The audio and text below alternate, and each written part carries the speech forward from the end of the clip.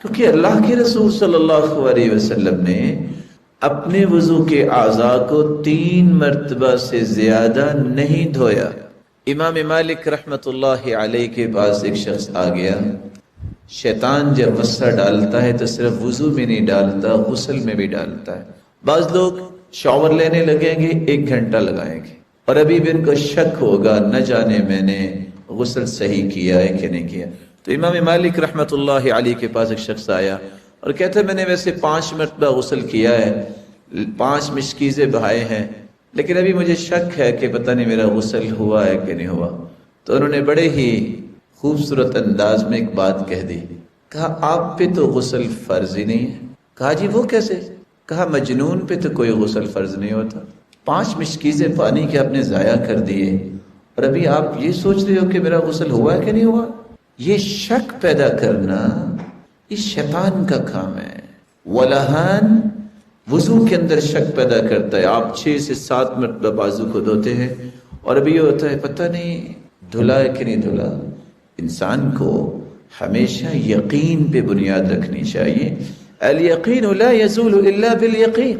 شک تو کوئی ایسا کلیہ اور قاعدہ نہیں ہے جس کی بنیاد پہ انسان یقین کو توڑ دے۔ تو رسول اللہ صلی اللہ علیہ وسلم کے اس فرمان میں ولہان ایک شیطان کا نام آیا ہے، اگرچہ اس حدیث پہ علماء نے کلام بھی کیے۔ شیطان کی کنیت ابو قطرہ ابو مرہ ہے۔ ابو قطرہ کا مطلب آگ والا، اس کا کام ہی ہے آگ کی دعوت دینا، اور ابو مرہ کا مطلب کڑواہٹ والا، اس کے پیچھے جو لگتا ہے اس کی زندگی میں کوئی لذت نہیں رہ جاتی۔ رسول اللہ صلی اللہ علیہ وسلم کے اوپر جو قرآن نازل ہوا ہے وہ شیطان کی اصلیت کو ظاہر کرتا ہے۔ آپ نے بھی سنا ہوگا شیطان فرشتہ تھا، شیطان تو یہ تھا، لیکن صحیح فیصلہ اللہ تعالیٰ کا ہے، اور جو قرآن مجید نے بیان کر دیا ہے شیطان یہ فرشتہ نہیں تھا بلکہ یہ جن تھا۔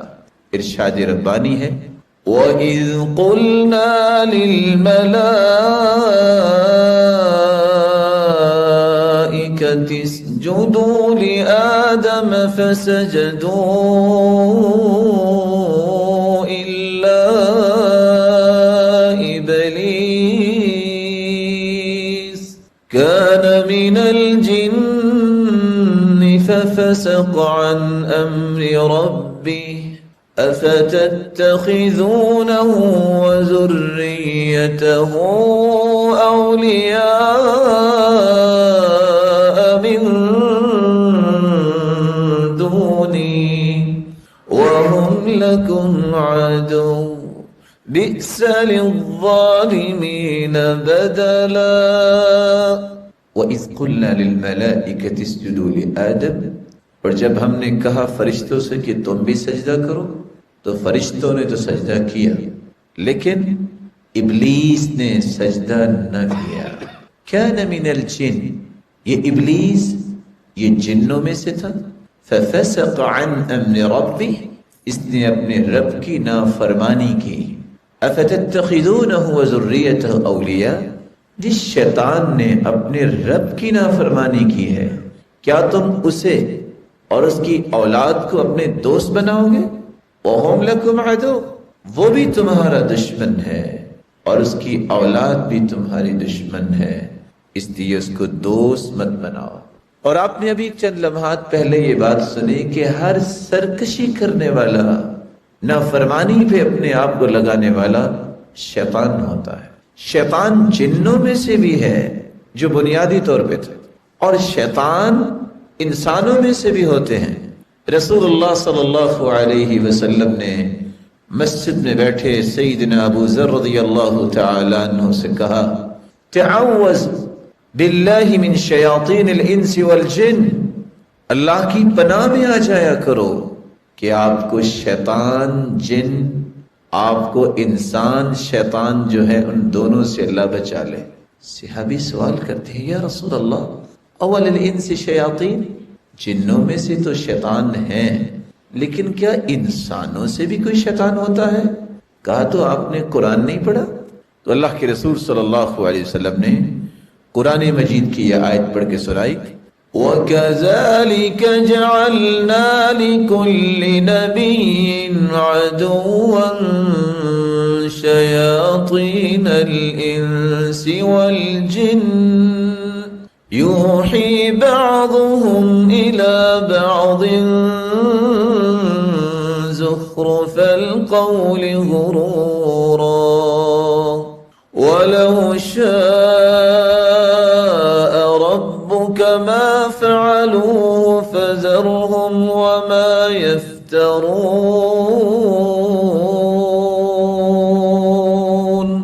وَكَذَلِكَ جَعَلْنَا لِكُلِّ نَبِيٍّ عَدُوًّا جتنے بھی انبیاء دنیا میں آئے ان کی دشمنی کرنے والے شیاطین تھے. کون سے شیاطین؟ جو جنوں میں سے تھے، جو انسانوں میں سے تھے. تو شیطان جنوں میں سے بھی ہوتا ہے اور انسانوں میں سے بھی ہوتا ہے.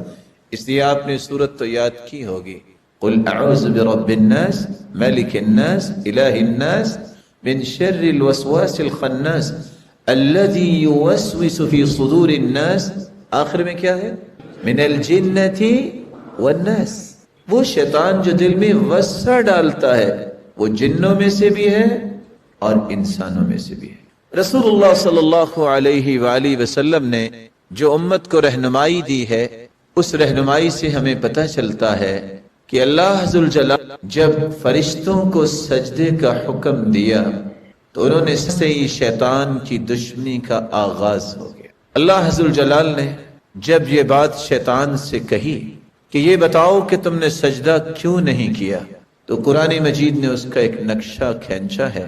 اللہ ذوالجلال فرماتے ہیں قال ما منعك ألا تسجد إذ أمرتك قال أنا خير منه خلقتني من نار وخلقته من طين. یہ بتاؤ تم نے سجدہ کیوں نہیں کیا؟ اس نے وہاں اللہ کے حکم کو ترجیح نہ دی، اپنی عقل سے فیصلہ کرنا چاہا، اپنی خواہش کو مقدم کیا. عقل کا فیصلہ اس کا کیا نکلا؟ کہتا ہے اس کو تو اللہ اپنے مٹی سے بنایا، آدم کو مجھے آگ سے بنایا، میں اس سے بہتر ہوں، میں اسے سجدہ کیوں کروں؟ بات یہ نہیں تھی، بات یہ تھی کہ خالق کا حکم ہے سجدہ کرو تو سجدہ کر دینا چاہیے. لیکن اس نے رب کے حکم پر اپنی عقل کو مقدم کیا، اللہ کی رحمت سے دھتکارا. فاخرج منها فإنك رجيم وإن عليك لعنتي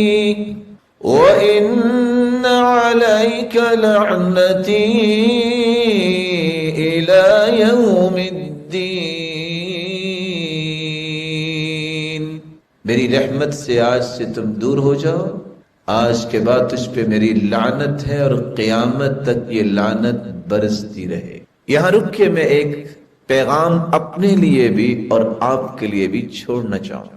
زندگی کے لیل و نہار میں جو یہ حیات مستعار مجھے اور آپ کو ملی ہے، گنے ہوئے دن، جب اللہ ذوالجلال کا حکم آئے قرآن کی صورت میں، اس کے رسول کا حکم آئے حدیث کی صورت میں، ان دو فیصلوں کے سامنے اپنی رائے کو مقدم کرنا یہ اللہ کی رحمت سے محروم ہونے کا راستہ ہے. اور قرآن نے اس کی بڑی واضح ایک آیت نازل کی ہے. قرآن مجید میں اللہ ذوالجلال فرماتے ہیں وَمَا كَانَ لِمُؤْمِنٍ وَلَا مُؤْمِنَةٍ إِذَا قَضَى اللَّهُ وَرَسُولُهُ أَمْرًا أَن يَكُونَ لَهُمُ الْخِيَرَةُ مِنْ أَمْرِهِمْ وَمَن يَعْصِ اللَّهَ وَرَسُولَهُ فَقَدْ ضَلَّ ضَلَالًا مُبِينًا. کسی مومن مرد کے لیے جائز نہیں، کسی مومنہ عورت کے لیے جائز نہیں کہ جب اللہ کا فیصلہ آ جائے قرآن کی شکل میں اس کے رسول کا فیصلہ آ جائے حدیث کی شکل میں، پھر وہ اپنی منمانی کرے، پھر وہ اپنی رائے کو مقدم کرے، اپنی سوچ کو، اپنی دانش کو مقدم کرے، جو ایسا کرتا ہے وہ اللہ اور اس کے رسول کا نافرمان قرار دیا جاتا ہے، اور ایسا شخص واضح گمراہی میں چلا گیا۔ آپ نے سنا ہوگا محمود و ایاز کا نام سنا ہوا ہے؟ کس کس نے سنا ہوا ہے؟ اس کا مطلب ہے صرف چند لوگوں نے سنا ہے۔ کون تھے محمود و ایاز؟ اب تو ماشاءاللہ اہل دانش ہیں، یہ مبارک چہرے تو پڑھنے لکھنے والے ہیں۔ وہ سب وزراء بیٹھے تھے نا، وزراء کو بڑی کوفت تھی کہ ایاز کے ساتھ محمود کی بڑی جو ہے محبت ہے، تو انہیں کہ ہیرا تھما دیا، کہتے اس کو زمین پہ مارو۔ تو سارے وزراء کانپنے لگ گئے کہ آپ نے اگر ہمیں مارنا ہی ہے، قتل کرنا ہے، تو آپ بہانہ تو نہ بنائیں، ہم یہ ہیرا کیسے جو ہے خزانے کا توڑ دیں۔ چلتے چلتے جب ایاز کے پاس پہنچے تو ایاز نے پکڑا اور زمین پہ دے مارا اور ہیرا توڑ دیا۔ کہا ایاز یہ کیا کیا؟ کہا آپ کا آرڈر تھا۔ اس نے وزراء کو یہ سمجھانا تھا کہ ایاز مجھے پیارا اس لیے لگتا ہے، اس کو یہ کبھی سوچ نہیں آئی میرا نقصان ہے کہ فائدہ ہے، آرڈر ماننا ہے۔ رب تعالیٰ کے ہر فیصلے میں خیر ہے، اس کے حکم، رب کے حکم کی تعمیل میں کبھی لاس ہوتا ہی نہیں ہے۔ وہاں یہ سوچ میں پڑ جانا کہ میں نماز پڑھوں کہ نہ پڑھوں، میں قرآن پڑھوں کہ نہ پڑھوں، میں دین کے کام کروں کہ نہ کروں، یہ فیصلہ کرنا ہی اس وقت جو ہے اصل بہادری ہے کہ نہیں کرنا ہے۔ اور آپ کے علم میں ہے کہ جب وہ ایک دن کھانا کھاتے کھاتے محمود نے ایاز کو ککڑی کا ایک ٹکڑا دیا اور آدھا خود لے لیا اور کھانے لگے تو بہت کڑوا تھا، تو ایاز سارا کچھ کھا گیا۔ کہتے ارے آپ نے کیسے کھا لیا؟ تو بہت کڑوا تھا۔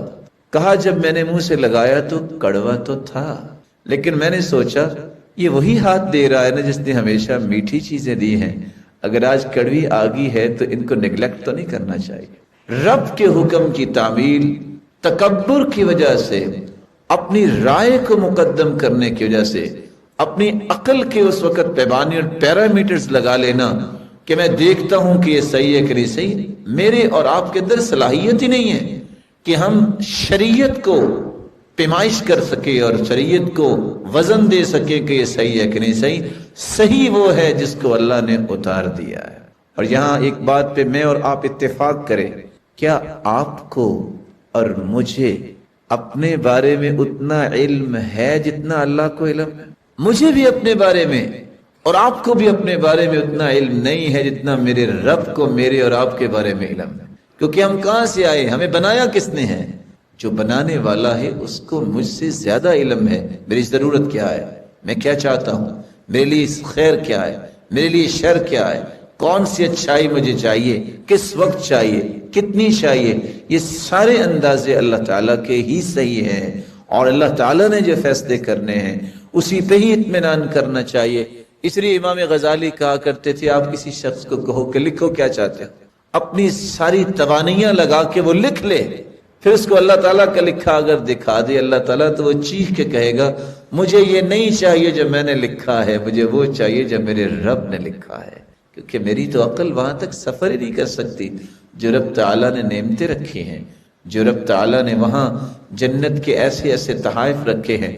لا عین رأت، کسی آنکھ نے ایسی نعمتیں آج تک دیکھی نہیں، ولا اذن سمعت، کسی کان نے آج تک ان کا تذکرہ نہیں سنا، ولا خطر على قلب بشر، آج تک کسی کے دل میں ایسا خیال تک نہیں آیا جو رب تعالیٰ نے جنت میں مسلمانوں کے لیے، مومنوں کے لیے نعمتیں تیار کر رکھی۔ تو اللہ عز الجلال نے جب شیطان کو اپنی رحمت سے دھتکار دیا تو شیطان نے اس وقت ایک اللہ عز الجلال کے سامنے گزارش رکھی، قال رب فانظرنی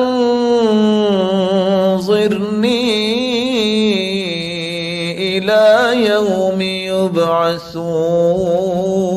یبعثون قال فإنك من المنظرين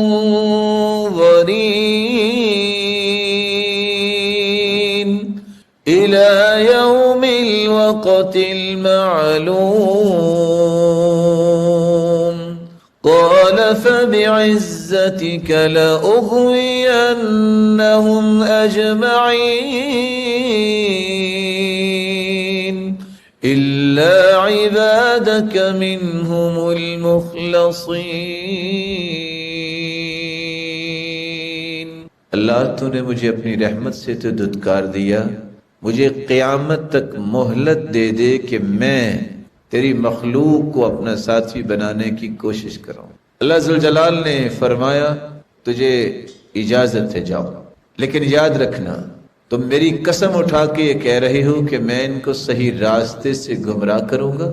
میرے نیک بندے، میرے مخلص بندے تیرے شکنجے میں نہیں آئیں گے، الا عبادک منہم المخلصین، جو خالص لوگ ہیں، جن کو رب تعالیٰ کی محبت ہوگی، جن کو رب تعالیٰ کی نعمتوں کا یقین ہوگا، جو رب تعالیٰ کی جنتوں کے وارث بننا چاہتے ہیں، وہ شیطان کے شکنجے میں نہیں آئیں گے۔ تو اللہ عز وجل نے شیطان کو یہ کہہ دیا کہ تم نے میری قسم اٹھا کے یہ کہا ہے نا کہ میں ان کو جہنم میں لے کے جاؤں گا، تو میں اپنی عزت کی بھی قسم اٹھاتا ہوں اور اپنے تقدس کی بھی قسم اٹھاتا ہوں، جب تک ان کی زبان پہ استغفار رہے گا میں بھی ان کو بڑے بڑے گناہوں کے بعد بھی معاف کرتا رہوں گا۔ جب تک یہ معافی مانگتے رہیں گے میں ان کی زندگی کے سارے گناہوں کو معاف کر کے صرف معافی کا ہی پرمٹ جاری نہیں کروں گا، بلکہ میں ان کے گناہوں کو نیکیوں میں تبدیل کر دوں۔ تو شیطان نے اس وقت سے انسان کو گمراہ کرنا شروع کیا۔ کون سے طریقوں سے انسان کو شیطان گمراہ کرتا ہے؟ آئیے اس تیسرے نکتے کے متعلق چند باتیں سنیے۔ شیطان کا سب سے پہلا حملہ جو انسان پر ہوتا ہے وہ انسان کے دل میں وسوسہ پیدا کرتا ہے۔ کیسے انسان کے دل میں وسوسہ پیدا کرتا ہے؟ اچانک سے جو انسان کی زندگی میں دل میں خیال آتا ہے اس کو عربی زبان میں خاطرہ بولتے ہیں۔ آپ پسند کریں گے تھوڑا سا میرے ساتھ چلیں؟ سب سے پہلی بات، اچانک سے جو دل میں خیال آئے اور فوراً نکل جائے اس کو عربی زبان میں خاطرہ کہتے ہیں۔ کیا کہتے ہیں؟ اس وقت تک شیطان کا کوئی حصہ نہیں ہوتا۔ اعوذ باللہ کہہ کر، اعوذ بوجہ اللہ کہہ کر اگر آپ وسوسے کو نہیں توڑتے تو تھوڑا سا وقت اور آپ کے دل و دماغ میں اس فکر، اس سوچ نے گزارا تو یہ وسوسہ ہم بن جائے گا۔ کیا بن جائے گا؟ فکر۔ یہ فکر کا روپ دھار لیتا ہے۔ آپ اس فکر کو بھی توڑ سکتے ہیں، اللہ کا ذکر کرنے لگ جائیں، استغفر اللہ، لا الہ الا اللہ، لا حول ولا قوت الا باللہ۔ اگر آپ اس فکر کو بھی نہیں توڑتے تو یہ آپ کا ارادہ بن جائے گا۔ آپ کا ارادہ اگر بن گیا ہے آپ اس کو بھی توڑ سکتے ہیں۔ اپنے آپ کو بہادر بنائیے، میں نہیں کروں گا یہ کام، فوراً اللہ کے ذکر میں لگ جائیے۔ اگر آپ اس ارادے کو بھی نہیں توڑتے تو یہ دل کے نہال خانے میں جتنے بھی رجحانات ہیں اس پہ غلبہ پا لیتا ہے اور یہ نیت بن جاتی ہے۔ آپ اس نیت کو بھی توڑ سکتے ہیں کہ میں نے برائی کی نیت کی ہے، میں نئی برائی کروں گا، اور طریقہ ایک ہی ہے، یا نوافل پڑھیے یا اللہ کا ذکر کیجیے۔ آپ اگر نیت کو نہیں توڑتے تو یہ آپ کا عزم بن جائے گا۔ آپ عزم جب کر لیں برائی کا پھر بھی آپ توبہ کر سکتے ہیں، نہیں یہ میں نے غلط کیا ہے، اور چھوڑ دیں اس کو، رب تعالیٰ کے ذکر میں اپنے آپ کو لگا لیں۔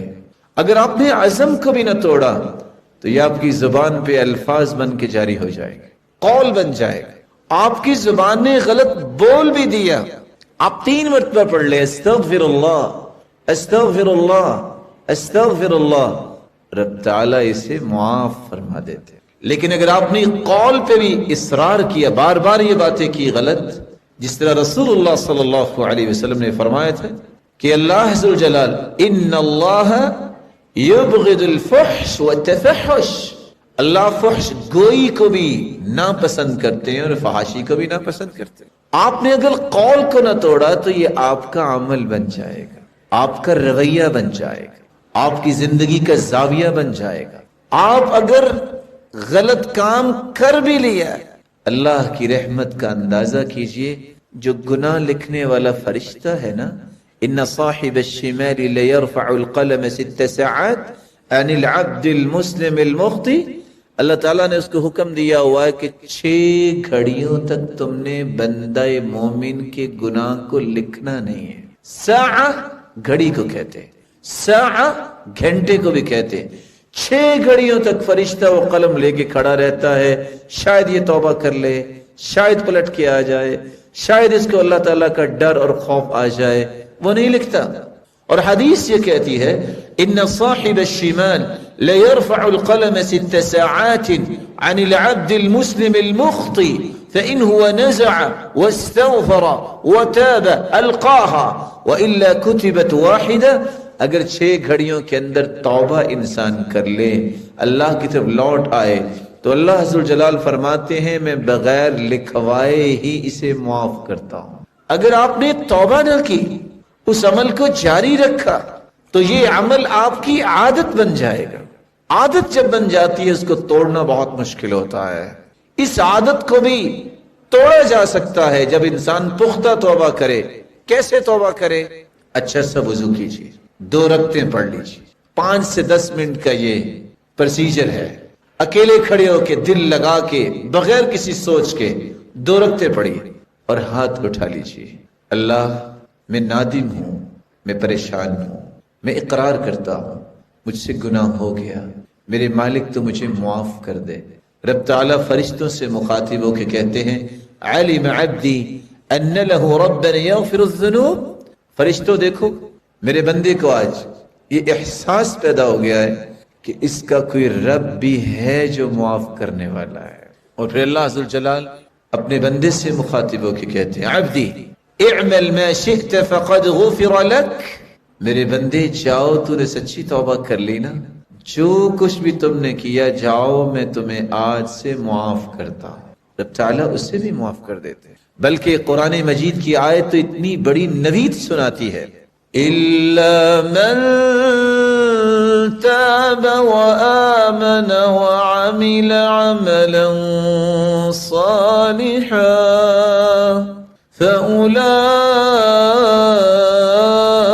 فأولئك يبدل الله سيئاتهم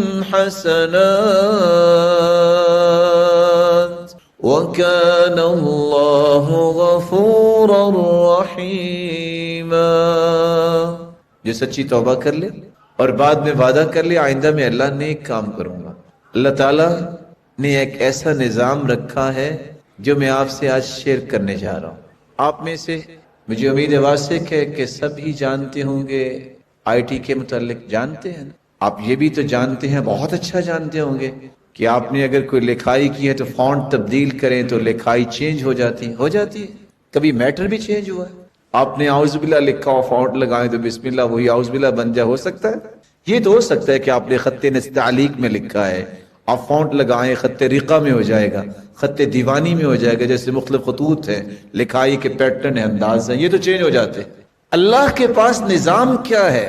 60 سے 70 سال اگر کسی نے برائی کی ہے، توبہ کرتا ہے، اللہ فرشتوں سے حکم دیتے ہیں، فرشتوں کو حکم دیتے ہیں، صرف آخر فرشتوں نے لکھا ہے، کسی چیز پہ لکھا ہوگا، وہ اللہ ہی جانتا ہے۔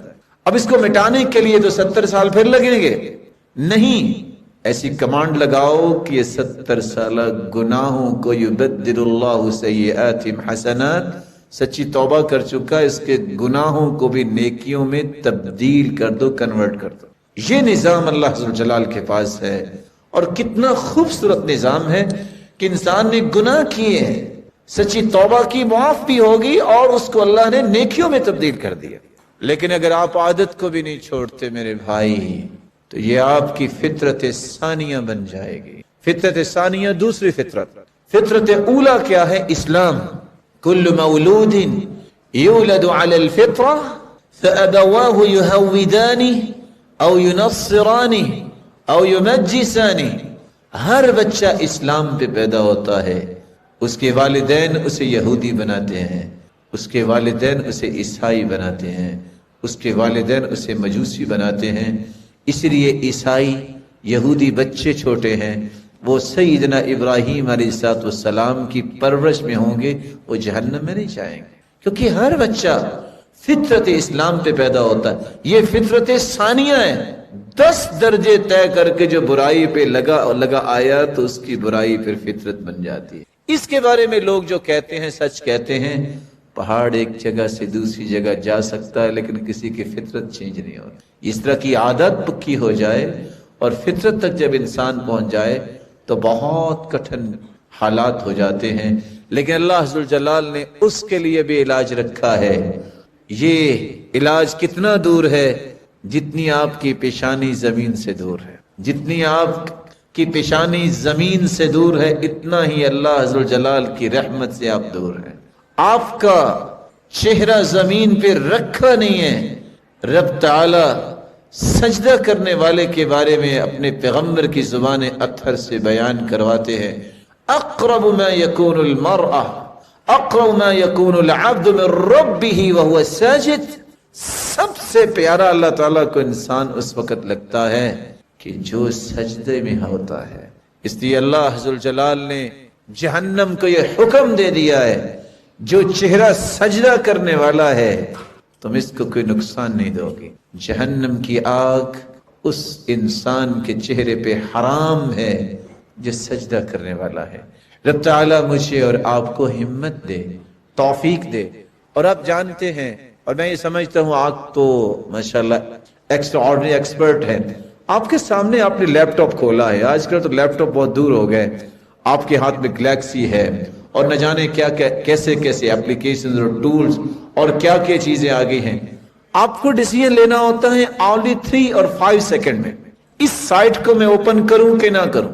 آپ کے سامنے کوئی پکچر آتی ہے، کوئی ایسی چیز آتی ہے، اس کو میں کلک کروں کہ نہ کروں، only 3 سیکنڈ۔ یہ اگر آپ کنٹرول کر لے نہیں اور آپ فوراً اس کو بادر ہی نہ کریں، آپ اپنے آپ کو شیطان کی اس برائیوں کی دلدل سے ہمیشہ کے لیے محفوظ کر پائیں گے۔ اور اگر کسی کو یہ پریشانی لاحق ہے کہ میں بار بار کوشش کرتا ہوں لیکن بات نہیں بنتی، ایک چھوٹا سا مشورہ ہے، دے دوں آپ کو۔ جب بھی کسی کو ذہن آئے کہ میں نے کچھ دیکھنا ہے تو جہاں بہت سارے لوگ اس کے ریلیٹیوز بیٹھے اس کے درمیان میں آ کے بیٹھ کے پھر کھول کے دیکھے، ٹھیک ہے؟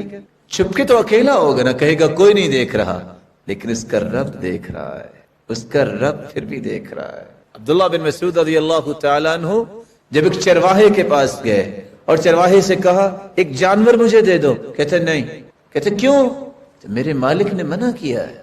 کہا تو مالک کون سا دیکھ رہا ہے، آپ قیمت لے لو۔ کہنا بھیڑیا کھا گیا۔ کہا نہیں، میرا مالک تو نہیں دیکھ رہا، لیکن میرے مالک کا مالک تو دیکھ رہا ہے، میں اس کو جواب کہہ دوں گا۔ اسی لقمان حکیم جب فوت ہونے لگے تو بیٹے نے کہا ابا جان ساری چیزیں اپنے ساتھ ہی لے جانی ہے، مجھے بھی کچھ بتاؤ۔ کہا بیٹا لکھو، بیٹا گناہ کرنے کو جی چاہے تو کر لینا، لیکن وہاں جا کے کرنا جہاں اللہ نہ دیکھتا ہو۔ کیا خیال ہے آپ کا؟ بیڈ روم میں تو نہیں اللہ تعالیٰ دیکھتے کہ دیکھتے ہیں؟ آپ کے اپنے کمرے میں تو ظاہر ایک نہیں ڈبل گیٹ بھی ہو سکتا ہے نا، ڈور بھی ہو سکتا ہے نا، اور وہاں تو آپ کے سسٹم بھی ہو سکتے ہیں کہ باہر کی آواز اندر نہ آئے، اندر کی آواز باہر نہ جائے، ریکارڈنگ سسٹم جیسے ہوتا ہے۔ پھر کہا بیٹا اگر گناہ کرنے کو جی چاہے تو کر لینا، لیکن اللہ کی زمین پہ نہ کرنا، کسی اور جگہ جا کے کر لینا۔ کہاں جائے گا؟ اللہ کی زمین کے سوا کوئی اور جگہ ہے؟ پھر کہا بیٹا اگر گناہ کرنے کو جی چاہے تو کر لینا، لیکن اتنا کرنا جتنی سزا سہنے کی تیرے جسم میں طاقت ہے۔ اللہ عز و جلال ہم سب کو محفوظ فرمائے۔ تو وسوسہ یہ پہلا طریقہ ہے شیطان کا جس سے وہ انسان کو ڈیٹریکٹ کرتا ہے، رب تعالیٰ سے دور کرتا ہے۔ اور دوسرا طریقہ شیطان انسان کو رب سے دور کرتا ہے تو اسلام کے اصول میں شک پیدا کرتا ہے۔ اسلامی اصول کیا ہے؟ رب کے بارے میں تشکیک، رسول کے بارے میں تشکیک اور قرآن و حدیث کے بارے میں شک پیدا کرنا، طرح طرح کے اشکالات پیدا کرنا، طرح طرح کی باتیں اس کے ذہن میں لانا۔ حدیث کے الفاظ ہے شیطان دل میں خیال ڈالتا ہے من خلق السماء، بتاؤ آسمان کس نے بنایا؟ تو انسان کہتا ہے ربی، ربنا، اللہ نے بنایا۔ پھر وہ ایک خیال پیدا کرتا ہے من خلق الارض، بتاؤ زمین کس نے بنائی؟ بندہ کہتا ہے اللہ نے بنائی۔ اچانک سے ایک سوال ذہن میں پیدا کرتا ہے من خلق ربک، تیرے رب کو کس نے بنایا؟ تیرے رب کو کس نے بنایا؟ رک جاؤ، یہ خیال ہی شیطانی ہے۔ 3 کام کرو، فلینتہی، رک جاؤ، سوچنا بند کرو۔ دوسرا کام پڑھیے اعوذ باللہ من الشیطان الرجیم تاکہ شیطان سے بچ جائے۔ تیسرا کام لا الہ الا اللہ، اللہ کے سوا کوئی معبود برحق نہیں۔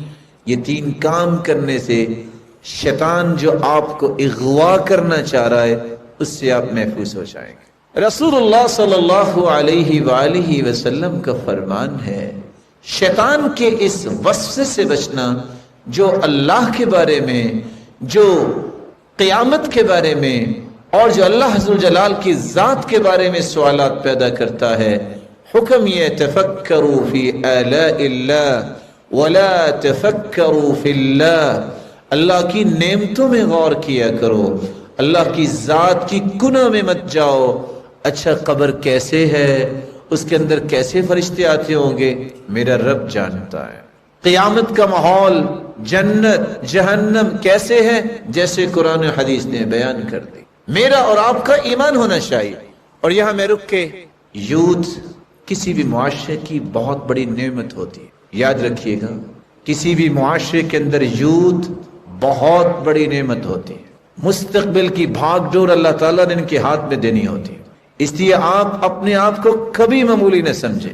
نہ جانے آپ میں سے کتنے لیڈرز بیٹھے ہیں، اور کتنے قوم کے رہبر و رہنما بیٹھے ہیں، اور کتنے اقتصادیات کے اندر کل کو عالمی منڈی میں نام پیدا کرنے والے ہوں گے، اور کتنے ایسے لوگ ہیں جن کو دیکھ کے لوگ اپنی زندگی اور فیوچر کی پلاننگ کریں گے۔ اپنے آپ کو کبھی بھی یہ نہ سمجھے گا کہ ہم تو کچھ نہیں کر رہے۔ آپ اس عمر میں ہیں جس عمر میں بہت کچھ ہو سکتا ہے۔ یوتھ کے سامنے آج یہ جو جملہ میں نے پیش کیا ہے کہ اسلامی اصولوں میں شک پیدا کرنا، یہ کس انداز سے پیش کیا جاتا ہے؟ میں آپ سے گزارش کروں گا کہ آپ کچھ سوالوں کے جوابات کے ساتھ میرے ساتھ شریک ہوئیے گا، ہوں گے انشاءاللہ۔ میں 4 کلمے بولنا چاہ رہا ہوں، آپ بتائیے گا صحیح ہے کہ نہیں۔ سب سے پہلا کلمہ، ہمیں آزادی چاہیے۔ آزادی بری ہے کہ اچھی؟ جواب دیجیے۔ ڈاکٹر صاحب آپ نے کچھ کہا تو نہیں؟ مجھے تو بہت اچھے لگ رہے ہیں ماشاءاللہ، اب تھوڑا سا جواب دیجیے۔ ویسے بریک فاسٹ کر کے آتے ہیں؟ اللہ آپ کو برکت دے۔ سب سے پہلا جو جملہ بولا جاتا ہے، ہمیں آزادی چاہیے، نو ڈاؤٹ آزادی ہونی چاہیے۔ دوسرا جملہ، مساوات ہونی چاہیے، نو ڈاؤٹ مساوات کو پسند کریں آپ۔ تیسرا جملہ، رواداری ہونی چاہیے، سنا کبھی؟ اور ہونی چاہیے۔ چوتھا جملہ، ترقی ہونی چاہیے، اور ترقی ہونی چاہیے۔ ہم تو چاہتے ہیں مسلمان زندگی کے ہر میدان میں سب سے آگے نظر آئیں۔ فرق کیا ہے؟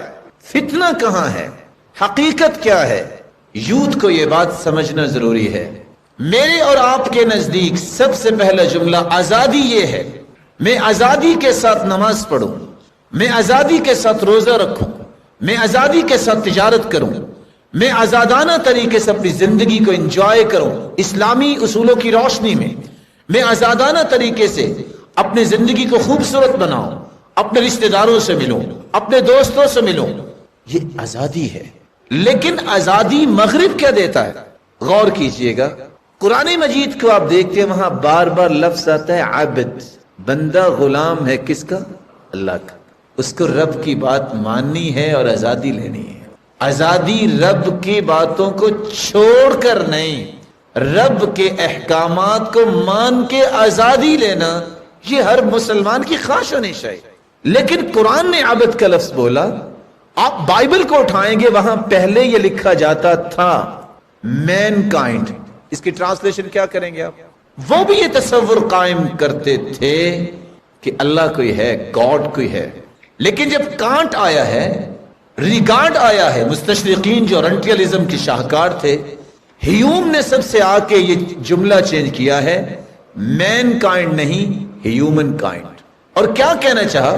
سوچ میری، ذہن میرا، ذہانت میری، جب میں سوچ سکتا ہوں تو فیصلہ بھی میں خود کر سکتا ہوں، مجھے کسی رب کی ضرورت نہیں ہے۔ آپ کو پسند ہے یہ آزادی؟ مغرب یہ آزادی چاہتا ہے۔ دشمن کے وار کو سمجھیے، رب تعالیٰ کے پیغمبر نے فرمایا تھا قیامت کے نزدیک لوگ شراب کو کہیں گے، اس کا نام اچھا بنا دیں گے۔ آج وہی بات ہے، مائے مقدس، پاک پانی۔ شراب اور پاک پانی یہ کیسے ہو گیا؟ اللہ کے رسول صلی اللہ علیہ وسلم نے 10 چیزوں پہ لعنت کی اور اس کے لیے 4 بڑے لفظ بولے۔ ام الخبائث، یہ خباثتوں کی جڑ ہے۔ ام الفواحش، یہ فحاشیوں کی جڑ ہے۔ اور الداء یہ بیماریوں کی جڑ ہے. اور اللہ کے رسول صلی اللہ علیہ وسلم نے فرمایا کہ شراب یہ انسان جب پی لیتا ہے 40 دن تک اس کی عبادت تو قبول نہیں ہوتی. مغرب یہ آزادی چاہتا ہے. ہم کیا آزادی چاہتے ہیں؟ مسلمان کو کیا آزادی ہونی چاہیے؟ جو عمر رضی اللہ تعالیٰ عنہ نے کہی تھی اِنَّا كُنَّا أَذَلَّ قَوْمٍ فَأَعَزَّنَا اللَّهُ بِالْإِسْلَامِ فَمَهْمَا نَطْلُبُ الْعِزَّ بِغَيْرِ مَا أَعَزَّنَا اللَّهُ بِهِ أَذَلَّنَا اللَّهُ. ہم ذلیل ترین قوم تھے، اللہ نے ہمیں عزت اسلام کی وجہ سے دی ہے. ہم نے اگر اسلام کو چھوڑ کر کسی اور طریقے سے عزت چاہی تو وہ رب ہمیں دوبارہ ذلیل کرنے پہ قادر ہے. آزادی کو پسند کرنا چاہیے، لیکن وہ آزادی جو میری اور آپ کی عقل مانتی ہے. آپ کو اللہ تعالیٰ ایسی آزادی دے آپ دنیا میں جہاں بھی جائیں عزت کے ساتھ جائیں، لوگوں کو یہ علم ہو یہ مسلمان ہے. یہ آزادی ہے. اپنے من کا غلام بن کے آزادی لینا یہ مغرب کی آزادی ہے، یہ مسلمانوں کی آزادی نہیں ہے. سورج کہاں غروب ہوتا ہے؟ بولیے. سورج غروب ہوتے یہ ضرور پیغام دیتا ہے میں بھی جب مغرب کا رخ کرتا ہوں نا تو غروب ہی ہوتا ہوں. اگر آپ مغرب کے پیچھے آئیں گے تو آپ کی عظمت غروب ہو جائے گی. مغرب میں سورج طلوع اس دن ہوگا جس دن قیامت آنی ہے. اللہ ذوالجلال فرمائیں گے آج مغرب سے طلوع ہو جا. دوسرا نعرہ کون سا دوسرا نعرہ تھا؟ کسی کو یاد ہے؟ مساوات. مساوات کا مطلب ہوتا ہے برابری. کیا ہوتا ہے؟ برابری. آپ برابری پسند کرتے؟ بولیے. میں یہ بات آپ کے دل تک پہنچانا چاہ رہا ہوں. کل کو آپ کسی فیکٹری کے مالک بن جائیں، آپ کو پسند ہوگا کہ جتنے ورکر کام کرنے والے ہیں وہ بھی آپ کے پارٹنر ہوں؟ بولے. تو پھر آپ مساوات تو پسند نہیں کرتے. ہاں بہت اچھا بولا آپ نے. مساوات کو آپ پسند نہیں کر رہے. پھر آپ چاہیں گے جتنے سارے بیٹھے ہیں آپ پاکستان کے پرائم منسٹر بن جائیں ایک ہی وقت میں؟ وقفے وقفے سے بن سکتے ہیں نا. پسند ہے آپ کو؟ اس کا مطلب یہ نکلا کہ یہ مساوات برابری ہونی چاہیے. کہاں؟ یہ کسی کو پتہ ہی نہیں ہے. اسلام دین عدل ہے. اسلام دین مساوات نہیں ہے. اسلام کے جو اصول ہیں وہ دین عدل ہیں. جو جس مرحلے میں ہے اس کو پورے حق ملے. ایک پرائم منسٹر ہے ہمارے لیے بہت محترم ہے، ایک رعایا ہے اس کے بھی پورے حقوق ہیں. مساوات کا مطلب یہ ہے کہ سب کو برابر کیا جائے. یہ اسلام کا اصول نہیں. یہ صرف اولاد کے اندر ہے کہ آپ کے 6 سے 7 سے 8 سے 9 10 بیٹے بیٹیاں ہیں، ماں باپ کو چاہیے کہ سب سے برابری کریں. آپ ایک کو ایک لینڈ گفٹ کر رہے ہیں تو آپ کو یہ لینڈ گفٹ کرتے وقت سوچنا ہے میں نے دوسرے کو دی ہے کہ نہیں دی. ایک کو آپ مکان جو ہے وہ بائے کر کے دے رہے ہیں، دوسرے کو بھی سوچے دیا ہے کہ نہیں دیا. یہاں آپ کو سووا بین اولادکم، اپنی اولاد میں مساوات کرو جس طرح تم چاہتے ہو کہ تمہاری پوری اولاد آپ کی خدمت برابری میں کرے، آپ کو احترام دے. مساوات یہاں ہوگی. اگر مساوات کا اصول ہو کسی کو اللہ نے 7 یا 6 فٹ کا قد دیا ہے اور کسی کا 4 فٹ کا قد ہے، مساوات کیسے ہوگی؟ وہ 2 فٹ کاٹ دے. بولیے. آپ سمجھنے کی کوشش کیجئے. کیا اس جو ہے 4 فٹ کے آدمی کو ہم 6 فٹ تک لے جا سکتے ہیں؟ نہیں. جو اس کے حقوق ہے اس کو پورے دیے جائیں گے، جو اس کے حقوق ہے اس کو پورے دیے جائیں گے. میں تو نہیں کہتا لیکن ایک بات بیان کی گئی سنا دیتا ہوں. بمنطق المساواہ لکھنے والے لکھتے ہیں اگر مساوات کا اصول دنیا میں نافذ کر دیا جائے تو بمنطق المساواہ تو ہوگا کیا جو ہم نہیں کر سکیں گے کہ بہت سارے دانش مند یہ کہیں گے کہ 1 سال تو عورت کو بچہ جننا چاہیے تو 1 ساتھ مرد کو بھی ایسا کرنا چاہیے. ہو سکے گا؟ بمنطق المساواہ. اسلام کہتا ہے عدل کرو، اولاد میں برابری مساوات کرو. مغرب کے سامنے عدل کیا ہے، مساوات کیا ہے جو نعرہ بار بار میں اور آپ سنتے ہیں؟ ذرا غور سے سنیے گا. میرا اور آپ کا عقیدہ ہے 1,44,000 صحابہ حجۃ الوداع کے موقع پہ تھے، سارے مل جائیں ایک نبی نہیں بن سکتا. بن سکتا ہے؟ نہیں بن سکتا. لاکھوں تابعین مل جائیں ایک صحابی کی عظمت کو نہیں پہنچ سکتے. پہنچ سکتے ہیں؟ بلکہ ابو الدرداء کی روایت سنیے، ساری دنیا نیکیاں کر لے، ایک گھڑی جو صحابی نے اللہ کے رسول کے ساتھ گزاری ہے اس کی قیمت ادا نہیں ہو سکتی. اسی طرح میرے اور آپ جیسے اگر کھربوں لوگ جمع ہو جائیں ایک تابعی بن سکتا نہیں. یہ درجات ہیں. مغرب کہتا ہے مساوات کا معنی یہ ہے نبی ہو، صحابی ہو، تابی ہو، تبع تابی ہو، یا عام شخص ہو، یا کوئی نعوذ باللہ کافر ہو، سب برابر ہیں. برابر ہیں. یہ ہے مغرب کی مساوات. اس وار کو سمجھیے. اسلام کے اندر شک پیدا کرنے کے یہ وار ہیں.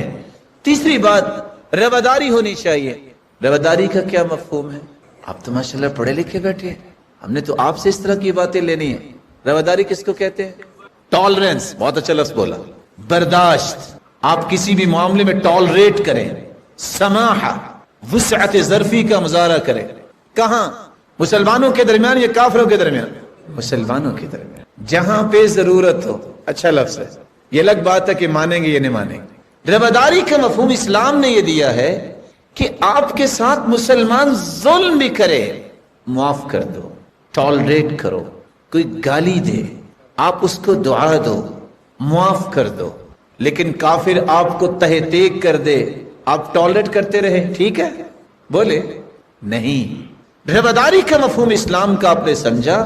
معاشرے کے اندر محبت، احترام، اخلاق، نرمی کو عام کیا جائے. معاف کرنا سیکھیے. سب سے افضل ایمان یہ ہے الصبر والسماحہ. صبر کرنا اور ٹالریٹ کرنا، برداشت کرنا، یہ سب سے افضل ایمان ہے. لیکن مغرب کیا کہتا ہے؟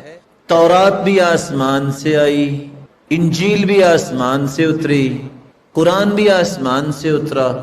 تو مطلب یہ نکلا تینوں کتابیں تو آسمان سے آئیں، تو تینوں کتابیں اکٹھی ہی پرنٹ کروا دیتے ہیں. پھر مسلمان اور عیسائی اور یہودی بھائی بھائی ہیں، ان میں کوئی دشمنی ہونی چاہیے. یہودی ایک دن میں 1,00,000 مسلمان بھی مار دیں تو برداشت ہی کرنا چاہیے. بولے عیسائی اگر جو ہے وہ ذبح کر دیں 1,00,000 لوگوں کو، برداشت ہی کرنا چاہیے. ٹھیک ہے یہ برداشت. جو شخص اپنے حفظ کی حفاظت نہیں کر سکتا، ایتھکس کی حفاظت نہیں کر سکتا. اور مجھے وہ جملہ یاد آ رہا ہے جو جملہ کہنے والے نے کہا تھا. وہ کہا کرتے تھے جو شخص اپنے دین اور وطن کی حفاظت نہیں کر سکتا وہ اپنے دین اور وطن کی طرف نسبت کرنے کا حقدار نہیں ہے. مسلمان کو ذبح کروا لینا اور پھر کہنا کہ مسلمان اور کافر بھائی بھائی، یہ نہیں ہو سکتا. مسلمان بھائی بھائی ہیں. یہاں تفرقے ختم کیجئے، احترام کو غالب کیجئے. سب مسلمان بھائی ہیں، کسی پہ کوئی کفر کا فتویٰ نہ لگائیے. ٹالریٹ، کسی کی بات کو برداشت کیجئے، احترام دیجئے اور عزت دینا سیکھیے. آپ کو بھی اللہ عزت دے گا جب آپ دوسرے کو عزت دیتے ہیں. کسی کی عزت کو مت اچھالیے، کسی کی پگڑی کو مت اچھالیے، بلکہ خاموش ہو جائیے. بڑے کا احترام کرنا تو اسلام نے سکھایا ہے. وہ کیا چاہتے ہیں کہ مسلمان کافر یہ ایک ہیں. یہ رواداری اسلام کی نہیں ہے. میں آپ سے ایک چھوٹا سا سوال کروں گا، اللہ نہ کرے مجھے اور آپ کو اگر کوئی گالی دے دے کہ آپ حرام کی اولاد، پسند ہوگا آپ کو؟ تو جو شخص یہ کہے کہ عیسیٰ علیہ الصلاۃ والسلام یہ یوسف النجار کی نعوذ باللہ مریم علیہ الصلاۃ والسلام سے دوستی ہوئی، جس کی پاداش میں پیدا ہوئے، تو یہ نبی تو نعوذ باللہ حرام کی اولاد ہے، تو آپ کو پسند ہے؟ یہ اس کو بھائی کہہ سکتے ہیں؟ آپ 25 دسمبر کو آپ کیک ان کو پیش کر سکتے ہیں جو آپ کے پیغمبر کو اس طرح کے الفاظ بولے؟ ایسا نہیں ہو سکتا. آخری بات، چوتھا نعرہ جو لگایا جاتا ہے وہ لگایا جاتا ہے ترقی ہونی چاہیے. ہم بھی کہتے ہیں ترقی ہونی چاہیے، اور میری آپ سے دعا ہے کہ اللہ ذوالجلال آپ سب کو ایسی ترقی دے جو دنیا کے لیے مثالی بن جائے. آپ کو ہر میدان میں ترقی نصیب فرمائے. لیکن ترقی کس کو کہتے ہیں؟ عالمی منڈی میں صفِ اول کے تاجر عبد الرحمن ابن عوف رضی اللہ تعالی عنہ تھے، لیکن صفِ اول کے نمازی بھی تھے. یہ ہے ترقی. آپ رب کے احکامات کو مان کر دنیا کی چوٹی تک پہنچے. لیکن مغرب جس ترقی کی بات کرتا ہے وہ کہتا ہے بس اچھا مکان ہو، اچھی سیلری پیکج ہو، اچھا بینک بیلنس ہو، میرے اثاثہ جات اچھے ہوں، میں نماز پڑھوں یا نہ پڑھوں، رب کو یاد کروں یا نہ کروں، مجھے پتا ہو کہ میں نے روزہ رکھنا ہے کہ رکھنا، اس سے مجھے کوئی غرض نہیں. یہ ترقی نہیں. یہ تو ان لوگوں کی ترقی کی بات ہے جن کا رب سے تعلق نہیں ہوتا. مسلمان یہ کہتا ہے یہ ساری چیزیں ہوں لیکن اس سے پہلے نماز بھی ہو، رب کی یاد بھی ہو، رب کا ذکر بھی ہو، اور یہ ساری نعمتیں کیا اس سے بھی زیادہ ہوں، تو یہ ترقی ہے۔ اللہ ذوالجلال مجھے اور آپ کو ان باتوں کو سمجھ کے اپنی اصلاح کرنے کی توفیق عطا فرمائے۔ شیطان تیسرا جو وار کرتا ہے اور اس کو اللہ سے دور کرتا ہے، اللہ رب العزت کے ذکر سے، عبادت سے غافل کرتا ہے۔ استحوذ علیہم الشیطان فانساہم ذکر اللہ اولئک حزب الشیطان الا ان حزب الشیطان هم الخاسرون۔ شیطان جب کسی پہ قبضہ جمانا چاہتا ہے تو اس کو سب سے پہلے اللہ کے ذکر سے محروم کرتا ہے۔ جب وہ اللہ کے ذکر سے محروم کر دیتا ہے تو پھر ان انسانوں کو اپنی جماعت میں، اپنے گروہ میں وہ شامل کر لیتا ہے۔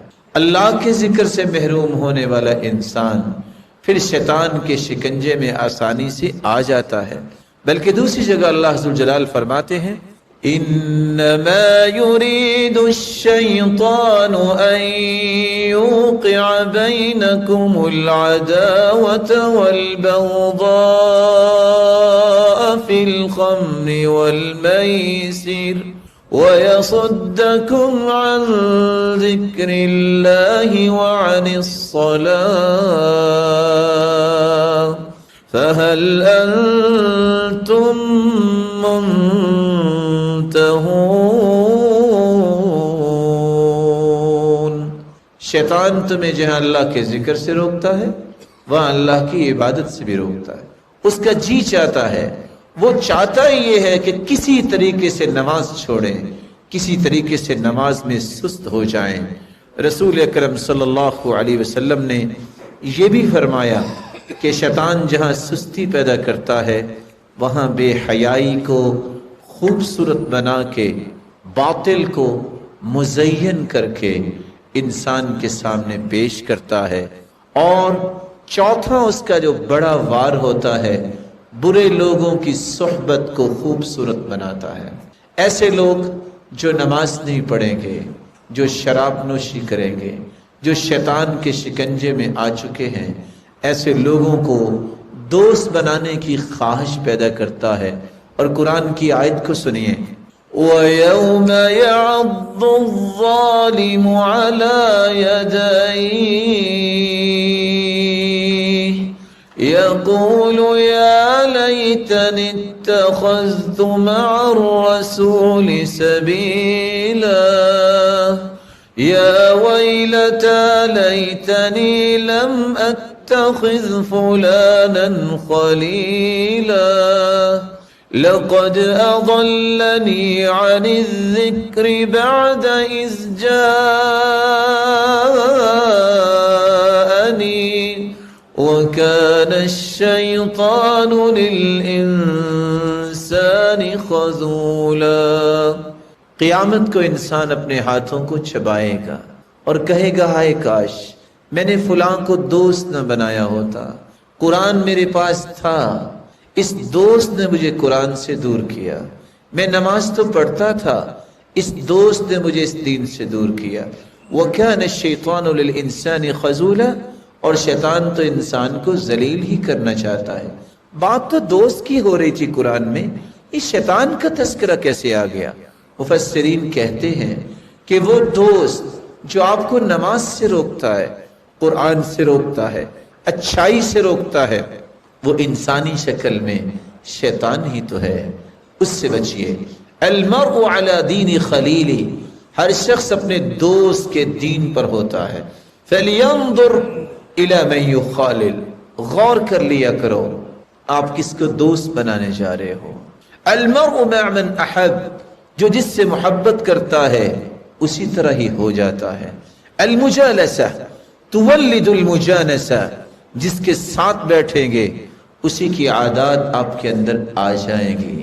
لا تسأل عن قرینہ لا تسأل عنه وسل عن قرینه وكل قرین بالمقارن يقتدی. کسی کے بارے میں جاننا ہو تو اس کے دوستوں کو دیکھیے، جیسے دوست ہوں گے ویسا وہی ہوگا. قل لمن تعاشر قلت من انت، مجھے اتنا بتاؤ تم بیٹھتے کس کے ساتھ ہو. کہنے والا کہتا ہے میں تمہیں یہ بتاؤں گا کہ تمہاری حقیقت کیا ہے. اس لیے اللہ کے رسول نے مثال دی ہے، اچھا دوست کستوری والا ہے اور برا دوست بھٹی میں پھونک لگانے والا. کستوری والے کے پاس اگر آپ جائیں یا تو اما ان یحزیک، آپ کو گفٹ دے گا کستوری، اگر وہ گفٹ نہیں دیتا آپ خرید لیں گے، گفٹ سے بھی آپ کو خوشبو آئی، آپ نے خرید لی کستوری تب بھی خوشبو آئی. نہیں تو کستوری والے کے پاس بیٹھنے سے جب تک آپ بیٹھے رہیں گے آپ خوشبو میں معطر رہیں گے. اچھے دوست کے پاس جب آپ جاتے ہیں، اچھا دوست آپ کو اچھی نصیحت کرتا ہے یا آپ اس سے کچھ سوالات کر کے پوچھ کے کچھ رہنمائی لے لیتے ہیں. اور نیک لوگوں کے پاس بیٹھنے سے بھی اللہ کی رحمت کا نزول ہوتا ہے. اور برا دوست اس پھونکنے میں پھونک مارنے والا ہے جو آگ جلا رہا ہے، آپ اس کے پاس جائیں گے یا تو چنگاری اڑے گی، آپ کے لباس کو جلا دے گی، نہیں تو دھواں تو برداشت کرنا پڑے گا. برا دوست بھی ایسے ہی ہوتا ہے، یا تو آپ کو اپنی برائی میں لپیٹ لے گا، برا بنا لے گا، نہیں تو آپ کو ذلت تو سہنی پڑے گی. اور آج تو حقائق یہ بتاتے ہیں کہ اگر 3 بجے کوئی شخص مسجد کا رخ کر رہا ہو نا تہجد پڑھنے، اور کچھ چور بھی جا رہا ہو، نہ اس کو پتا یہ کون ہے نہ اس کو پتا یہ کون ہے، اور چوری ہو جاتی ہے تو FIR میں نام کس کا آتا ہے؟ دونوں کا. کیوں؟ حالانکہ وہ بیچارہ تہجد پڑھنے مسجد جا رہا ہے، معمولی سے ساتھ کی وجہ سے بھی اس کو مصیبت آ جاتی ہے. اس لیے 5واں طریقہ جس سے شیطان اللہ ذوالجلال کی رحمت سے انسان کو دور کرتا ہے وہ گھروں کو خراب کرتا ہے، میاں بیوی کی لڑائی کرواتا ہے، مسلمانوں کے آپس میں تعلقات کو خراب کرتا ہے.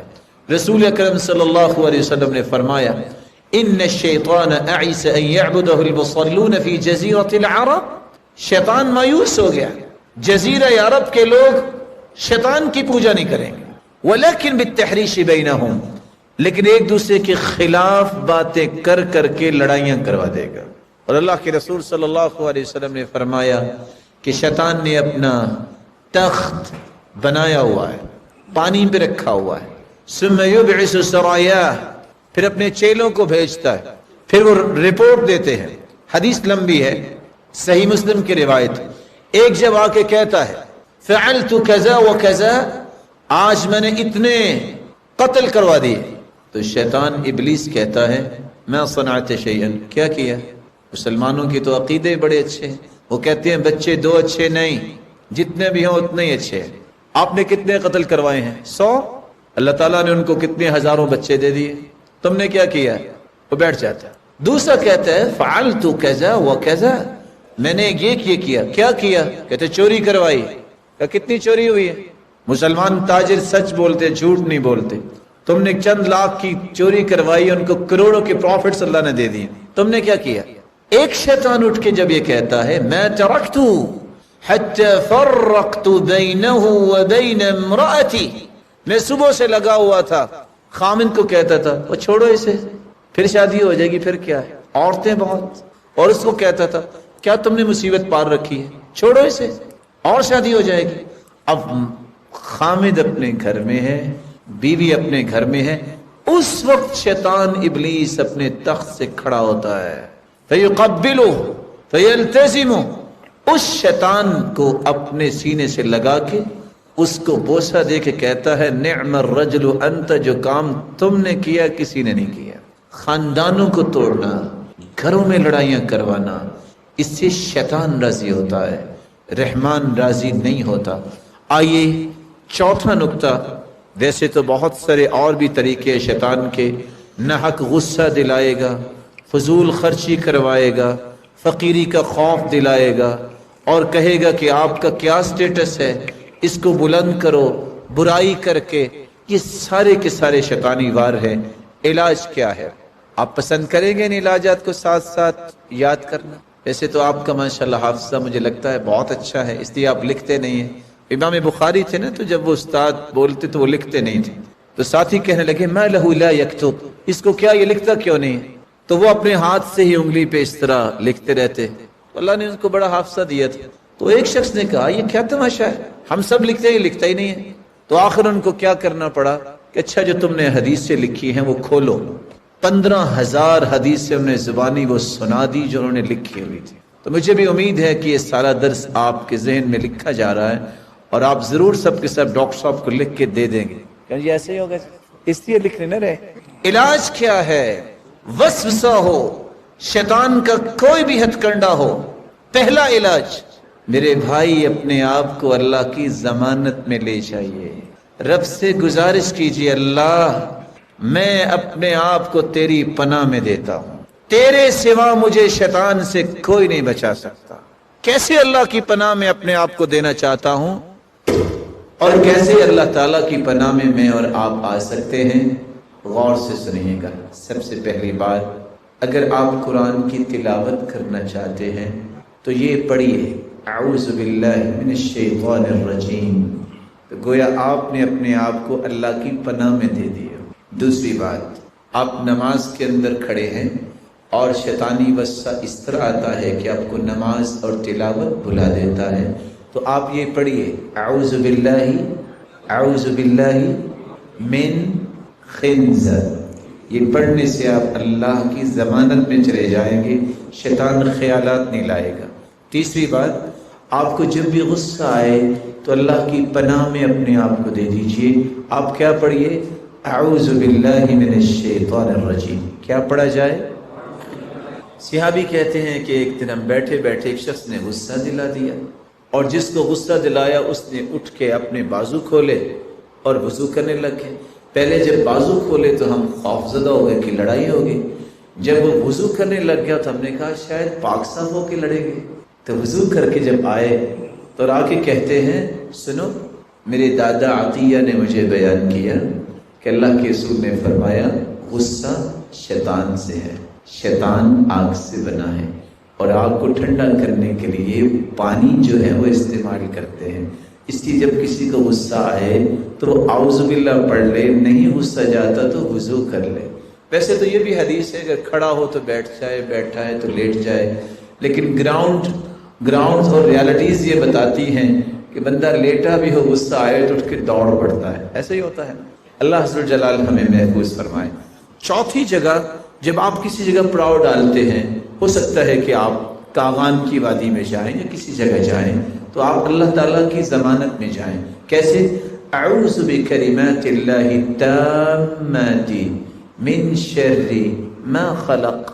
جب یہ پڑھ کے آپ کسی جگہ بیٹھیں گے، رب تعالیٰ کے فضل سے جب تک آپ اپنے گھر واپس نہیں آ جاتے اس وقت تک آپ کو کوئی چیز تکلیف نہیں دے سکتی. جن تو دور کی بات ہے، شیطان تو دور کی بات ہے، موذی چیز بھی آپ کو تکلیف نہیں دے سکے گی. امام اوزاعی رحمۃ اللہ علیہ کہا کرتے تھے کہ میں یہ دعا تو سکھاتا تھا، زندگی میں ایک مرتبہ میں یہ دعا پڑھنا بھولا، اس دن ہی مجھے بچھو نے کاٹ لیا. پانچواں طریقہ جس سے آپ شیطانوں سے بچنے کے لیے اللہ کی ضمانت میں جا سکتے ہیں، آپ جب واش روم میں جاتے ہیں تو یہ دعا پڑھیے اعوذ باللہ بسم اللہ اللہم انی اعوذ بک من الخبث والخبائث. جن جو ہیں شیاطین اور جنیوں سے اللہ مجھے محفوظ فرما. اور یہاں رک کے میں ایک بات ضرور آپ سے کہوں گا، آپ تو نوجوان ہیں، آپ کو جنوں سے خوف تو نہیں آتا؟ نہیں آتا؟ پکی بات ہے. ہو سکتا ہے کہ آپ کے اندر بھی کوئی جن بیٹھا اور آپ کو نظر نہ آ رہا ہو. آپ زندگی میں خوف کھائیے گا بھی نہیں، بہادر بنیے. اور کتنے لوگ پریشان ہیں، پریشانی کیوں ہوتی ہے؟ اس طرح کی دعائیں نہیں پڑھتے تو جن واقعی ان کو تنگ کرتے ہیں. لیکن یہ یاد رکھیے کہ جب تک آپ پاک رہتے ہیں، بابوز رہتے ہیں اور یہ دعائیں پڑھتے ہیں، دنیا کا کوئی جن آپ کا سامنا نہیں کر سکتا. اور میں تو کبھی کبھی پوچھتا ہوں بھائی آپ اتنے پریشان ہو، پتہ نہیں اب کیا ہوگا. آپ نے کبھی بریکنگ نیوز دیکھی یا سنی ہے کہ 4 جن آئے گجرانوالا میں اور 6 لوگوں کو اٹھا کے لے گئے؟ کبھی سنا آپ نے؟ ایسا نہیں ہوتا، ایسا نہیں ہوتا. آپ کو بہادر ہونا چاہیے. کیسے بہادری آئے گی؟ یہ دعائیں پڑھنے سے، صبح شام کے اذکار پڑھنے سے، سورۃ البقرہ کی تلاوت کرنے سے، آیت الکرسی پڑھنے سے. چھٹا طریقہ، رسول اللہ صلی اللہ علیہ وآلہ وسلم صبح و شام یہ دم کیا کرتے تھے اپنے بچوں کو، اور یہ پڑھا کرتے تھے اعیذکما بکلمات اللہ التامہ من کل شیطان وہامہ ومن کل عین لامہ۔ حسن و حسین رضی اللہ عنہما جو اللہ کے رسول کے پھول تھے، جو جنت کے شہزادے ہیں، وہ دونوں بیمار تھے اور دونوں لیٹے ہوئے ہیں۔ جبریل امین آئے اور کہنے لگے اللہ کے رسول آپ آج پریشان لگ رہے ہیں۔ کہا میرے دونوں پھول تو لیٹے ہوئے ہیں، بیمار ہیں۔ کہا اللہ نے مجھے بھیجا ہے، یہ پڑھ کے دم کیجئے اعیذکما بکلمات اللہ التامہ من کل شیطان وہامہ ومن کل عین لامہ۔ آپ نے یہی کلمات پڑھ کے دم کیے، فقام یلعبان، دونوں اٹھے اور کھیلنے لگ گئے۔ اپنے بچوں کو بھی اللہ کی ضمانت میں دیجئے، اللہ کی پناہ میں دیجئے۔ اور ساتھ جبریل نے کہا کہ آپ کے والد ابراہیم علیہ السلام اسماعیل اور اسحاق کو یہی دم کیا کرتے تھے۔ ساتواں طریقہ، اگر آپ کو گھبراہٹ محسوس ہو رہی ہو، بے چینی ہو، خوف ہو، فرسٹریشن کا شکار ہیں اور آپ ڈپریشن میں چلے گئے ہیں، تو آپ فوراً اپنی زبان پہ یہ کلمات لائیے اعوذ بکلمات اللہ التامات من غضبہ وعقابہ وشر عبادہ ومن ہمزات الشیاطین وان یحضرون۔ یہ کلمات پڑھنے سے رب تعالیٰ بے چینی بھی ختم کرتے ہیں، خوف بھی ختم کرتے ہیں، فرسٹریشن کا شکار لوگ ریلیکس ہو جاتے ہیں۔ کیوں؟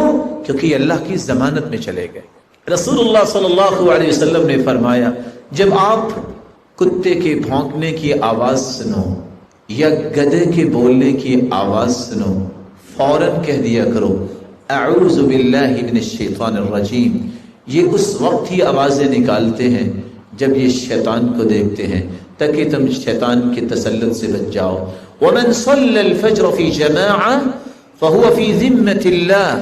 اور اگلا طریقہ جس سے آپ رب کی ضمانت میں جا سکتے ہیں، صبح کی نماز باجماعت ادا کیجئے۔ وہ اللہ کی ضمانت میں چلا جاتا ہے، اللہ کی امانت میں ہوتا ہے جو صبح کی نماز باجماعت ادا کرتا ہے۔ اگر آپ کو خواب آیا ہے تو یاد رکھیے اچھا خواب اللہ کی طرف سے ہوتا ہے، برا خواب شیطان کی طرف سے ہوتا ہے۔ اور اگر برا خواب آئے تو 3 کام کیجئے۔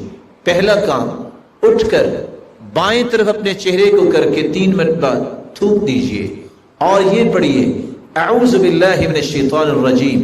اور تیسرا کام، صدقہ کر دیجئے، آپ کو اللہ عز و جلال محفوظ فرمائیں گے۔ اور یہ خواب کسی کو مت بتائیے الا علی عالم او ناصح، یا کسی عالم کو بتائیے یا اس کو جو آپ کو شریعت کی روشنی میں نصیحت کر سکتا ہے۔ کسی ایسے انسان کو بتائیں گے وہ آپ کے خواب سن کے خوش بھی ہو سکتا ہے کہ بہت اچھا ہوا آپ کو خوف زدہ خواب آئے۔ نہیں، شریعت کی روشنی میں آپ اس کا حل تلاش کرنے کے لیے کسی عالم کو بتائیے، کسی ناصح کو بتائیے۔ رسول اللہ صلی اللہ علیہ وآلہ وسلم نے فرمایا کہ صبح کے وقت اور شام کے وقت جو یہ دعا پڑھ لیتا ہے 24 گھنٹے اللہ کی امانت، ضمانت اور پناہ میں چلا جاتا ہے۔ وہ دعا کون سی ہے؟ اللہم فاطر السماوات والارض عالم الغیب والشہادہ رب کل شیء وملیکہ اشہد ان لا الہ الا انت اعوذ بک من شر نفسی وشر الشیطان والشرک۔ یہ الفاظ جو پڑھ لیتا ہے رب تعالی 24 گھنٹے اس کی شیطان سے حفاظت فرما دیتے ہیں۔ رسول اللہ صلی اللہ علیہ وآلہ وسلم نے شیطان سے بچنے کا اگلا طریقہ جو بیان کیا ہے، رات کے وقت اور ہر نماز کے بعد آیت الکرسی پڑھیے۔ من قرأ آیت الکرسی دبر کل صلاة مکتوبہ لم یمنعہ من دخول الجنہ الا ان یموت۔ جو آیت الکرسی ہر نماز کے بعد پڑھ لیتا ہے، اس کی اور جنت کے درمیان صرف موت کا پردہ حائل ہے۔ جس دن فوت ہوگا وہ جنتی مہمان ہوگا۔ اور جس گھر میں آیت الکرسی پڑھی جاتی ہے، جو رات کو پڑھ لے، رسول اللہ صلی اللہ علیہ وسلم کا فرمان ہے، اللہ عز و جلال کے پیارے پیغمبر نے کتنی خوبصورت بات کہہ دی، لن یزال علیک من اللہ حافظ وَلَا يَقْرُبُكَ شَيْطَانٌ حَتَّى تُصْبِحْ، رات کو آیت الکرسی پڑھ لے، صبح تک شیطان آپ کے قریب نہیں آئے گا، بلکہ رب تعالیٰ کی طرف سے آپ کے لیے ایک محافظ، ایک نگراں۔ رسول اللہ صلی اللہ علیہ وسلم کا فرمان ہے صحیح اور صحیح مسلم، الا ان فی الجسد مضغہ، لوگو جسم کے اندر ایک ایسا ٹکڑا ہے، اذا صلحت صلح الجسد کلہ، اگر وہ ٹکڑا صحیح ہو جائے تو سارے جسم کے فنکشن صحیح ہوتے، وَإِذَا فَسُدَتْ فَسُدَ الْجَسَدُ كُلُّ، اگر اس میں کوئی خرابی آ جائے تو پورے جسم کے اندر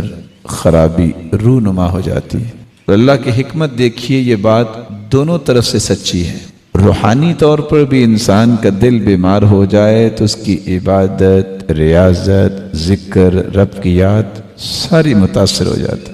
اگر میڈیکلی بھی دیکھیں، جسمانی طور پر بھی دیکھیں، دل میں کوئی بیماری لگ جائے تو انسان کے اوپر وہ فکر اور غم پہاڑ بن کے گرتے ہیں کہ اس کی بقیہ زندگی بھی متاثر ہو جاتی۔ تو سچ کہا رسول اللہ صلی اللہ علیہ وسلم، دل اگر درست ہو تو اس کا پورا جسم درست ہوتا، دل اگر درست نہ ہو تو اس کا پورا جسم کبھی درست کام نہیں کر سکتا۔ عربی زبان میں القلب دل کو کہتے، بڑے قاف کے ساتھ، جس کے ساتھ قلم لکھی، اور دل کے مختلف معانی ہیں۔ القلب عربی زبان میں عقل کو بھی کہتے، ما قلبک معک، تیری عقل تیرے ساتھ نہیں ہے۔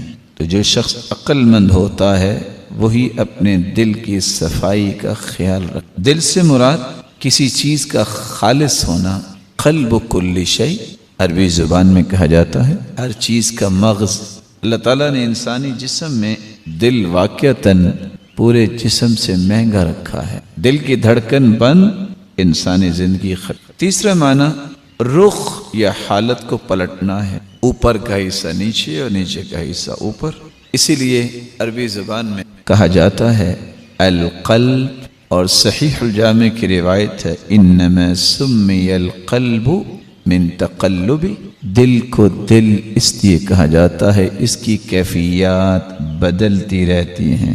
آپ ایک لمحہ دیکھیے، ایک اللہ کی اتنی یاد انسان، دوسرے لمحے کسی برے دوست کے پاس بیٹھ جائے تو اس کی قلبی کیفیت فوراً چینج ہو جاتی۔ ایک وقت ہوتا ہے وہ بہت اچھی گفتگو کرتا ہے، دوسرا وقت ہوتا ہے جب بری مجلس ملے تو غلط گفتگو ہو جاتی۔ قلب کو قلب اس لیے کہتے ہیں، دل کو دل، اس کی حالتیں بدلتی رہتی ہیں۔ یہ وہ اللہ کا چنیدہ اور پسندیدہ انسان ہوتا ہے کہ جس کی دل کی کیفیت خوبصورت ہمیشہ رہتی ہے اور مینٹین رہتی ہے۔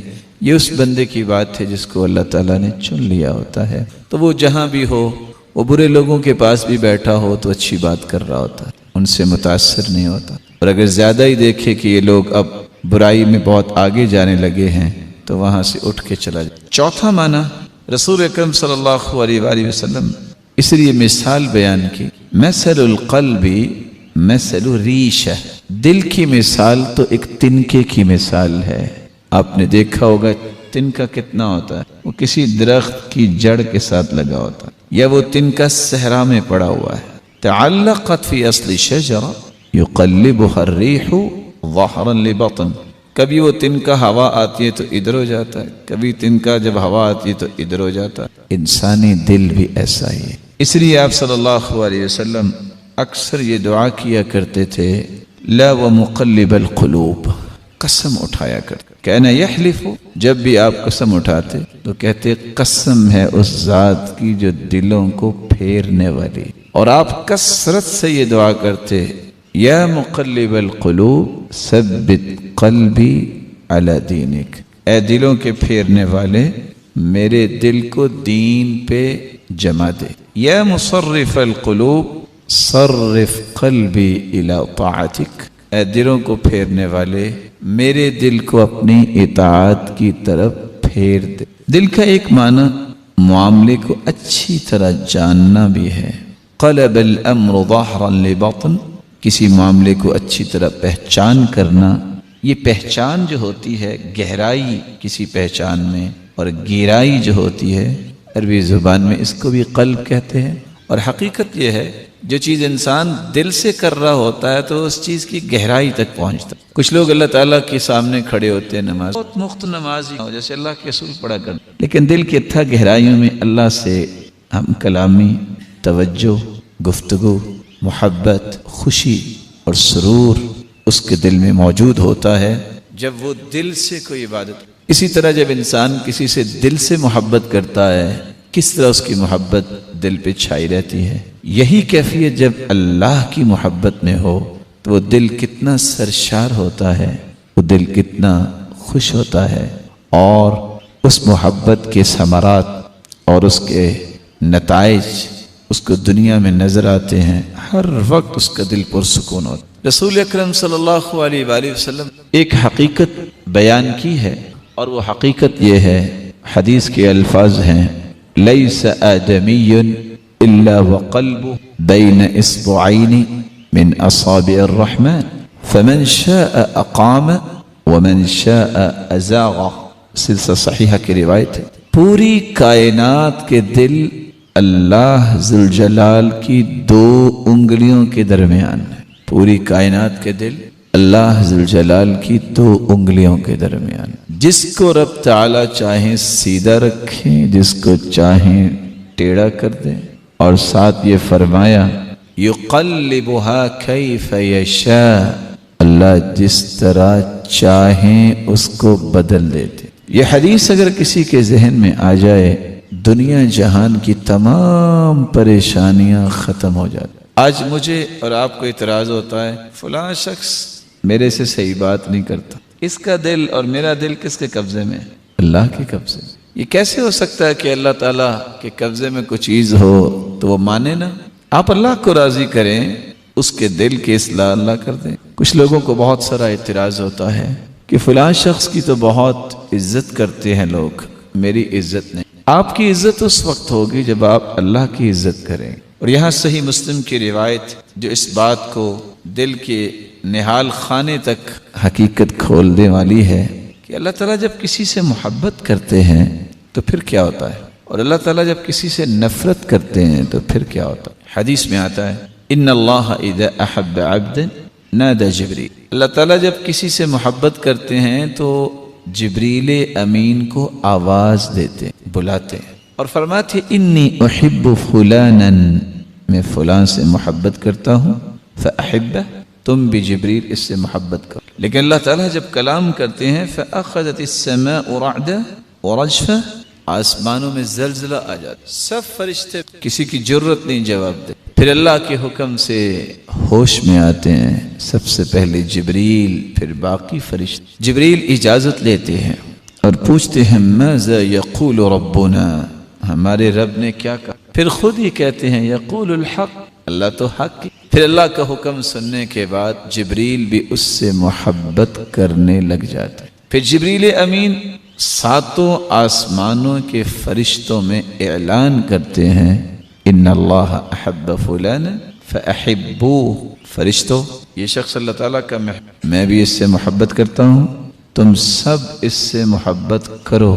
وَيُحِبُّ أَهْلُ السَّمَاءِ، تو آسمانوں کی مخلوق کھربوں فرشتے اس انسان سے محبت کرنے لگ جاتے۔ ثُمَّ يُوضَعُ لَهُ الْقَبُولُ فِي الْأَرْضِ، پھر ایک فرشتے کو حکم ہوتا ہے جاؤ آسمان دنیا پہ جا کے اعلان کر دو کہ لوگوں یہ فلاں بندہ جو ہے نا یہ اللہ کا پسندیدہ ہے، یہ فرشتوں کا بھی محبوب ہے، لوگوں تم بھی اس سے محبت کرو۔ وہ سادہ سا انسان کسی کے دروازے پہ جائے تو وہ دروازہ بند کر لیتے ہیں، ایسے انسان کے بارے میں جب اوپر سے فیصلہ آتا ہے نا تو پھر وہ دنیا کا محبوب بن جاتا ہے۔ بڑے بڑے سردار بھی، بڑے بڑے بادشاہ بھی پھر ایسے شخص سے محبت کرتے ہیں، دعاؤں کے طالب ہوتے ہیں۔ تو محبت کا سلسلہ دنیا میں نہیں ہے، کہاں سے چلتا ہے؟ آسمانوں سے۔ لیکن کب؟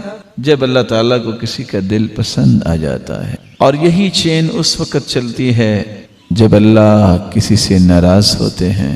وَإِنَّ اللَّهَ إِذَا أَبْغَضَ عَبْدًا، جب اللہ ناراض ہوتے ہیں تو اسی طرح فرماتے ہیں میں فلاں سے ناراض ہوں، جبریل تم بھی اس سے بغض رکھو۔ پھر وہ فرشتوں میں اعلان کرتے ہیں فرشتوں تم بھی اس سے نفرت کرو۔ وہ بھی نفرت کرتے ہیں۔ ثم یوضع له البغضاء فی الارض، پھر اللہ ذوالجلال کی طرف سے حکم ہوتا ہے تو زمین میں بسنے والے جتنے لوگ ہیں وہ سارے کے سارے اس سے نفرت کرتے۔ اربوں روپے بھی آپ دے دیں کسی کو، وہ آپ کی تعریف نہیں کرے گا، کیوں؟ اوپر سے فیصلہ آگے اس سے نفرت کر۔ تو یہ مت سوچنا چاہیے کہ شاید مجھے مال سے، مجھے بڑے گھر سے، مجھے عہدے منصب سے لوگ عزت کریں گے، محبت ملے گی۔ محبت کی بنیاد آسمانوں سے ہوتی، اور اسی لیے رسول اللہ صلی اللہ علیہ وسلم فرمایا ان للہ ملائکۃ تنطق على ألسنة بني آدم بما في المرء من الخير والشر۔ لوگ بول رہے ہوتے ہیں لیکن حقیقت میں کچھ اللہ کے نورانی فرشتے ہیں جو لوگوں کی زبانوں پہ بولتے ہیں۔ کیا لوگوں کی زبانوں پہ بولتے ہیں؟ یہ بندہ بہت اچھا ہے، اس کا اخلاق بہت اچھا ہے، اس کی نماز بہت اچھی ہے، اس کے کام بہت اچھے ہیں۔ یہ لوگ نہیں بول رہے ہوتے، یہ کون بول؟ اللہ کے نورانی فرشتے انسانی زبانوں پہ بول رہے ہوتے۔ بما فی المرء من الخیر والشر، اور اگر کسی کی زبان پہ ہو فلاں تو چور ہے اور جھوٹا ہے، فلاں تو شرابی ہے، فلاں کی تو بات چھوڑیں وہ تو بڑا عجیب، یہ لوگ نہیں بول رہے ہوتے، یہ اللہ کے نورانی فرشتے لوگوں کی زبانوں پہ بولتے ہیں۔ انتم شہداء اللہ فی الارض، تم زمین پہ اللہ کی طرف سے گواہ ہو۔ انسانوں کی گواہی چھوٹی گواہی نہیں ہوتی، اس لیے اللہ تعالیٰ سے دعا یہ اور ہمیں اپنا محبوب بنا لے۔ جس کو اللہ تعالیٰ نے اپنا محبوب بنا لیا، اپنا پیارا بنا لیا، اپنے قریب کر لیا، اس شخص سے بڑا خوش نصیب اور سعادت مند نہیں ہے۔ دل کا معنی سمجھنے کے بعد آئیے دل کی اقسام کی طرف۔ بنیادی طور پہ دلوں کی 3 قسمیں۔ کتنی قسمیں کریں گے؟ کیا جی؟ کہ سونا